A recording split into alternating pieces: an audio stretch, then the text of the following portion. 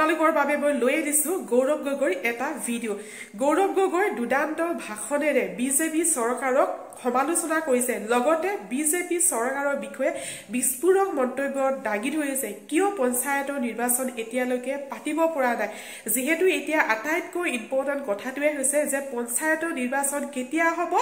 আৰু পঞ্চায়তৰ নিৰ্বাচন কিয় পতা নাই কি হিমন্ত বিশ্ব শৰ্মাই পঞ্চায়তৰ নিৰ্বাচন পাতিব বিচৰাই নাই নি এইটোৱে হৈছে আটাইতকৈ মানে ৰাজনীতিকত মানে তুৰপাল লগাই থকা এটা প্ৰশ্ন যিটো উত্তৰ এতিয়ালৈকে হিমন্ত বিশ্ব শৰ্মাই দিয়া নাই সেই বিষয়ে দুদান্ত ভাষণেৰে গৌৰৱ গগৈয়ে এক সভাত ভাষণ দিয়ে সেই ভিডিঅ'টো মই আপোনালোকৰ মাজলৈ লৈ আনিছো শৰ্মা ডাঙৰীয়াৰ চৰকাৰত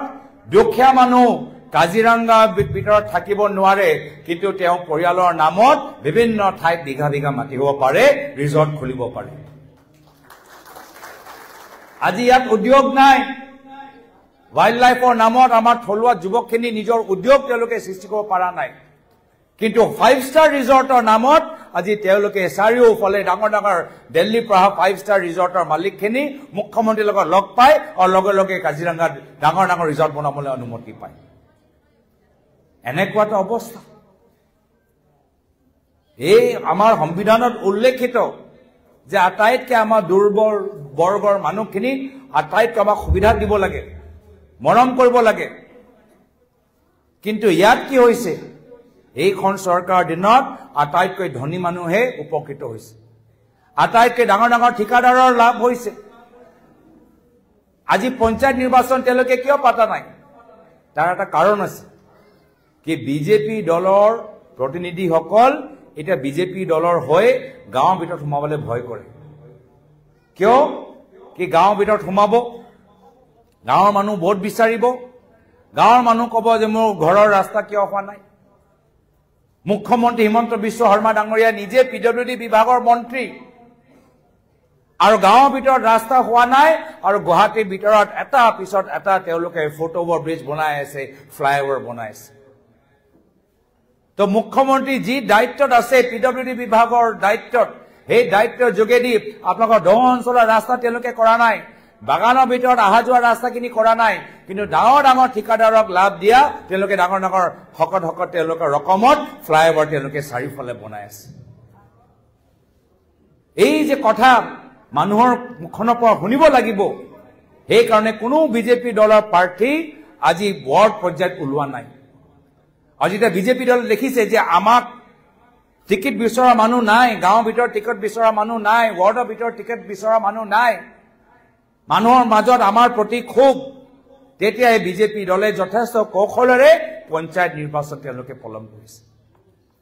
আৰু সেইটোৱে আমাৰ ইয়াত সংবিধানৰ এটা উল্লেখিত অধিকাৰ যে পঞ্চায়তৰ যোগেদি মানুহে নিজৰ ক্ষোভ প্ৰকাশ কৰিব পাৰিব পঞ্চায়তৰ যোগেদি এজন গাঁৱৰ এছটি মহিলা পঞ্চায়তৰ সভানেত্ৰী হ'ব পাৰিব জিলা পৰিষদৰ সদস্য হ'ব পাৰিব কিন্তু সেই অধিকাৰৰ পৰা বৰ্তমান বিজেপি চৰকাৰ বঞ্চিত কৰি ৰাখিছে অসম জনসাধাৰণ 2001 চন আগতো কেন্দ্ৰত বিজেপি চৰকাৰ ৰাজ্যত অগপ চৰকাৰ সেই সময়তো সেই চৰকাৰখনে পঞ্চায়ত নিৰ্বাচন পাতা নাছিল আজি একে সেই ভুল বৰ্তমান চৰকাৰে কৰি আছে ভাবিছে ভাবুকি আৰু ভয়ত মিছা প্ৰলোভনত তেওঁলোকে ৰাইজৰ ওপৰত ৰাজত্ব কৰিব কিন্তু অসমৰ জনসাধাৰণ এতিয়া সজাগ হৈছে জনসাধাৰণ এতিয়া সচেতন হৈছে গম পাইছে কি এইখন চৰকাৰ আমালোকৰ মৌলিক অধিকাৰৰ পৰা বঞ্চিত ৰাখি নিজৰ নামত ৰিজৰ্ট নিজৰ নামত প্ৰাইভেট স্কুল নিজৰ নামত বাগান তেওঁলোকে কৰিবলৈ ওলাইছে এতিয়া যদি আমাৰ সন্মুখত এটা বিকল্প আছে সেই বিকল্প হল ভাৰতীয় জাতীয় কংগ্ৰেছ পাৰ্টি ভাৰতীয় জাতীয় কংগ্ৰেছ দল এটা উদাহৰণ হিচাপে মই নিজকে প্ৰমাণ দেখাইছো মোৰ পিতৃ অসমৰ 15 বছৰ মুখ্যমন্ত্ৰী আপোনালোকৰ এটা সময়ত সাংসদ আছিল পাইছিল নাই পোৱা আপোনালোকে 15 বছৰ অসমৰ মুখ্যমন্ত্ৰী দুবাৰকৈ কেন্দ্ৰ চৰকাৰৰ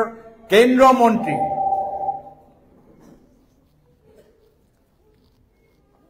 দুবাৰকৈ কেন্দ্ৰ চৰকাৰত মন্ত্ৰী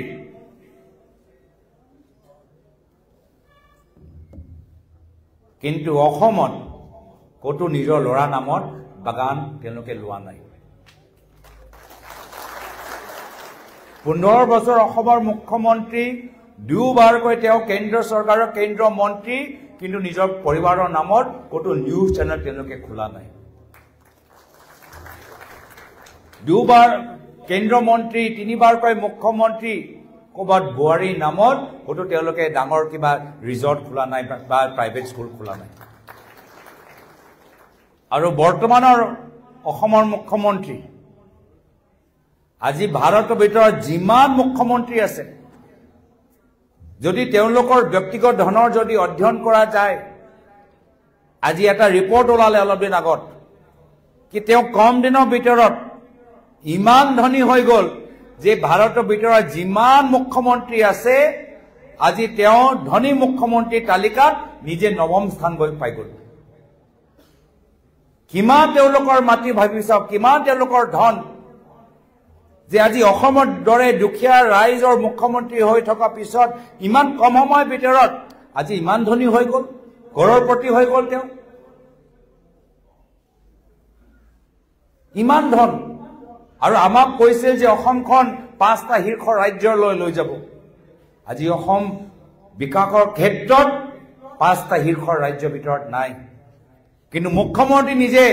ধনী মুখ্যমন্ত্ৰী তালিকাত একদম ওপৰলৈ গুচি গল যদি অসমৰ নাম কবাত ওলায় এটা সিন্ডিকেটৰ সম্পৰ্কত ওলায় যদি 5টা শীৰ্ষ ৰাজ্যত যদি আপোনালোকে বিচাৰে কোন ক্ষেত্ৰত অসম 5টা শীৰ্ষ ৰাজ্যত পাইছে তেতিয়া কেলেংকাৰী সম্পৰ্কেৰে 5টা শীৰ্ষ ৰাজ্যত পাইছে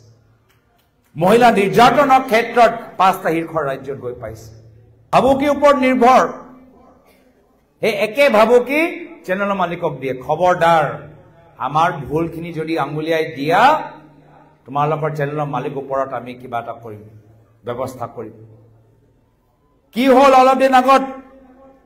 সুটিয়াত এজন সাংবাদিকজনে প্ৰচাৰ কৰিলে যে এটা পথ দুৰ্ঘটনাত বিধায়কৰ পুত্ৰ জড়িত হৈছে পথ দুৰ্ঘটনা হল চৰকাৰে তদন্ত কৰিব লাগে যে গাড়ী চালক কোন যি পথ দুৰ্ঘটনাত এজন মানুহৰ মৃত্যু হল তাত সিসিটিভি ক্যামেৰা আছে নে নাই স্থানীয় মানুহখিনি কি অভিযোগ দাঙি ধৰিছে তদন্ত হ'ব লাগে লাইসেন্স কাৰ নামত গাড়ী কাৰ নামত এইখিনি কাম হে পুলিশ অসম আৰক্ষী কৰিব লাগে কিন্তু অসম আৰক্ষী এইখিনি কাম নকৰি হে সাংবাদিকজনক যি হে ষ্টৰী প্ৰকাশ কৰিলে হে সাংবাদিকজনক আৰেষ্ট কৰিলে এয়া হৈছে বৰ্তমান চৰকাৰৰ নীতি নিৰ্দেশনা আদৰ্শ যে তেওঁলোকৰ ল'ৰা ছোৱালী গাড়ী চলাওক গাড়ী ইমান জোৰকে চলাওক যে কোনোবা খুন্দা খায় কোনোবা মৰিলেও ল'ৰা ছোৱালীৰ ওপৰত কোনো এফআইআৰ নহয় ল'ৰা ছোৱালীৰ ওপৰত কোনো তদন্ত নহয় আৰু দুখীয়া মানুহ যদি এটা হেলমেট নিপিলে হেলমেট নিপিন্ধাৰ বাবে 5,000 টকা ফাইন দিব লাগিব হেলমেট নিপিন্ধাৰ কাৰণে দুখীয়া মানুহে 5,000 টকা ফাইন দিব লাগিব ওভাৰ স্পিডিঙৰ কাৰণে 5,000 টকা ফাইন দিব লাগিব সাৰ্টিফিকেট পুৰণা হৈ গল 5,000 টকা ফাইন দিব লাগিব আৰু তেওঁলোকৰ বিধায়ক মন্ত্ৰী পুতেকে যদি গাড়ী চলায় আৰু খুন্দা মাৰি কাবাক হত্যাও হৈ যায় কাবাৰ মৃত্যু হৈ যায় এটা পুলিচৰ ওপৰত বিজেপি বিধায়কৰ মন্ত্ৰী পুত্ৰৰ ওপৰত একো ধৰণৰ পদক্ষেপ নাই বিহালীত আমি দেখিলো বিহালী যেতিয়া যোৱা বছৰ উপনিৰ্বাচন হল মন্ত্ৰী পীযুষ হাজাৰিকাৰ ডাঙৰীয়াৰ গাড়ী কনভয়ত এজন আদিবাসী মানুহ খুন্দা খাই মৰিলে আৰু মন্ত্ৰী গাড়ী কনভয় আগবাঢ়ি গল গাড়ী ৰখাবলৈ তেওঁলোকৰ ওচৰত সময় নাই গাড়ী ৰখাই হেজন মানুহৰ খবৰ লোৱা হেজন মানুহক নিজৰ গাড়ীৰ ভিতৰত হুমাই হস্পিটেললৈ লৈ যোৱা ইমানো তেওঁলোকৰ মানৱীয়তা চিন্তা নাই ইমান স্পীডত গল কোন খুন্দা খালে নাই খোৱা একদম তেওঁলোকে সব কথা পাহৰি গুচি গল আৰু এজন আদিবাসী মানুহ ৰাস্তাতে পৰি থাকিলে আৰু মৃত্যু হৈ গল এয়া হৈছে তেওঁলোকৰ চিন্তাধাৰা আৰু তেওঁলোকে কি ভাবিছে যে আমাক ভাবুকি দিলে আমি ভয় খাই যাম কংগ্ৰেছ দল স্বাধীনতা সংগ্ৰামৰ এই আন্দোলনৰ পৰা জন্ম হোৱা দল আমি ব্ৰিটিছৰ গুলি খাইছো আমি কোনো বিজেপি দলৰ পৰা আমি ভয় নাখাওঁ আমি কোনো মুখ্যমন্ত্ৰীৰ পৰা ভয় নাখাওঁ আৰু সেই কাৰণে ৰাইজে আমাৰ লোকে ফলে চাই আছে ৰাইজে বুজি পাইছে যে যদি আমি মুকলি এটা কণ্ঠ বিচাৰো তেতিয়া আমাক লাগিব কংগ্ৰেছ এতিয়া ৰাইজে বিজেপি চালে বিজেপি তেওঁলোকৰ ৰাইজৰ মনৰ ভিতৰত এটা ভয় সোমাই যায়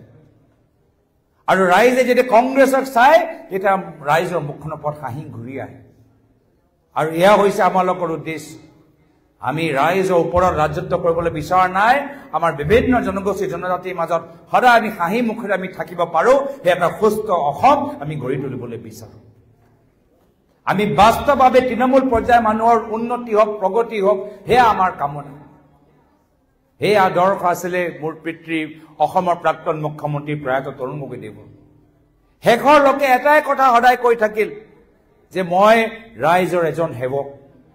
আৰু অসমৰ খেতিয়কসকল অসমৰ ৰোৱনী বোৱনী শিল্পীসকল শিপিনীসকলক সহায় কৰাটো হ'ল আমাৰ মূল দায়িত্ব সেই একে আদৰ্শ লৈ আজি আপোনালোকৰ মাজত আমি সকলোৱে আহিছোঁ মনত পেলাওক আমাৰ দিনত ঘৰৰ ভিতৰত ছোৱালী জন্মৰ পৰাই ছোৱালী মেট্ৰিক পৰীক্ষা লোকে আমাৰ বিভিন্ন আঁচনি আমাৰ দিনত আছে মামনি মাজনী বাইদেউ নবৌ বিনামূলীয়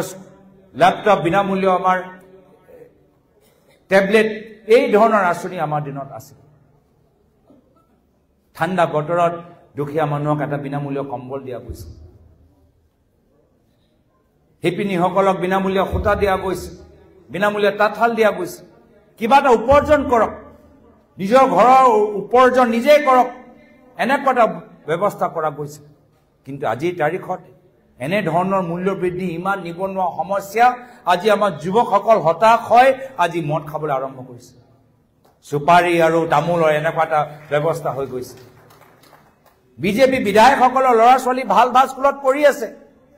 মুখ্যমন্ত্ৰী পৰিবাৰ আটাইতকৈ ধনী মানুহৰ ল'ৰা ছোৱালী পঢ়াবলৈ কাৰণে ডাঙৰ 5 ষ্টাৰ স্কুল খুলি ৰাখিছে